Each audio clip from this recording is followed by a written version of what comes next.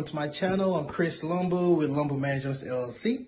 If you haven't already, please like my channel, subscribe, and share my channel to as many people that you know that have a passion or interest in real estate.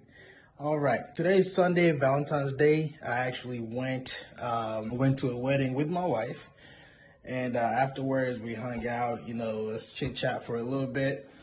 And I'm back in her office recording here. My assistant told me that the lighting is way better in her office, so keep recording in her office.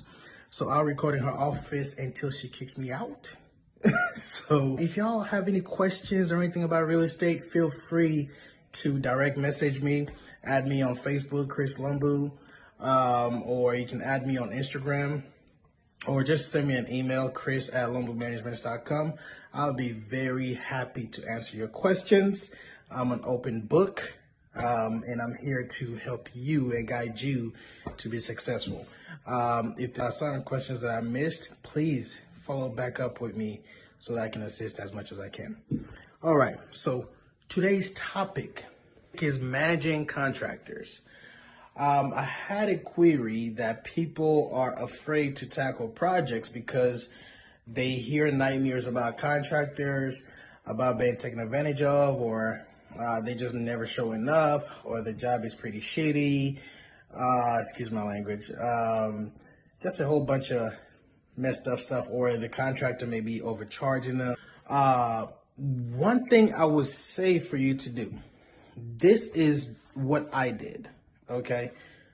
When I started, I hired contractors. I made sure I hired good contractors that did excellent jobs.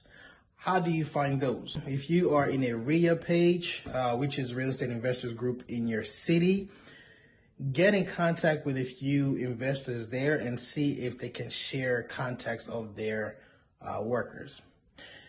So let's say you hire somebody for painting. You have to take the time and paint with them as well, so you can understand how much time it takes to paint, what they need to do to fix imperfections, how much they charge, what kind of things they need in painting. Same thing with flooring, bathrooms, roofing, the works. Okay, so I have legit spent my time in all those situations, and that is the only way, because you will never truly know if you're being taken advantage of if you don't really know where their numbers are coming from. Okay, and you also never know if something is legit or they're making stuff up unless you actually go through it a couple times. You have to experience it to understand if it's being made up or if it's a legit cost. That is the only way, unless you hire a GC, which means general contractor that you truly trust and has great reviews. With this general contractor, you basically chat with him, you ask them for a realistic timeline, and then you plan accordingly from there. Okay, so just to bring it back up, make sure you understand the job before you just hire a professional. No, I don't go and fix things myself. I don't go and paint myself, but I already know, hey, I have an apartment, coming out for rent. Somebody's moving out. I already know how much it's going to cost to repaint it. I already know how much it's going to cost to touch it up. I know how much, if it has holes and everything, I already know how much the repair cost will be.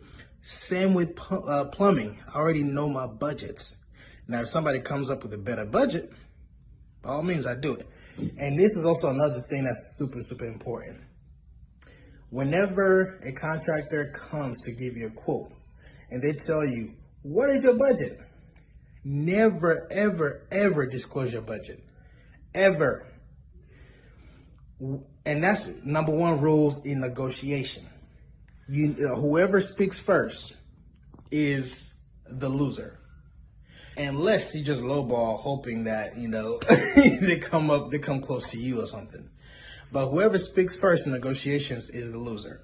So if, let's say, in my mind, I wanted to pay $2,000 for a paint job, and they ask me what my budget is, I'll tell them, hey, I'm tight on my budget. How much do you think you can do it for? I'll work with you. What's your budget? It's tight. It's tight. I mean, heck, if you can do it for $500, I'll take it. But I want to know what your budget is. And then they're gonna be like, oh, whoa, that's too low. Can you do it for $3,000? And then I come back and let them know, no, that's too much. I can do $1,500 max. And then they're gonna come back at $2,000 or $2,500, and boom, there's your contract. Now, if you find good help, try to keep them busy or try to always go with them, because guess what? You already know their pricing. There's no second guessing, no nothing like that. I do have excellent people that I go back to all the time because I already know what their price is. I already know the quality of work they have, and so forth and so forth. I hope that helps explain how to handle contractors. Oh yes, and another thing, never, ever, ever, ever, ever pay any contractors any money up front. I've done it for a long time. Every contractor I pay money up front with, they never show up on time. After they get that money, they start booking other projects and then get to your job when need be.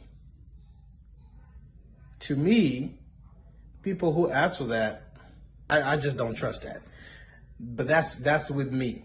There may be some honest people out there, but however, me, I'd rather not do upfront money. Just fix the thing, I'll pay you in full, and we're done. All right, I hope that helps.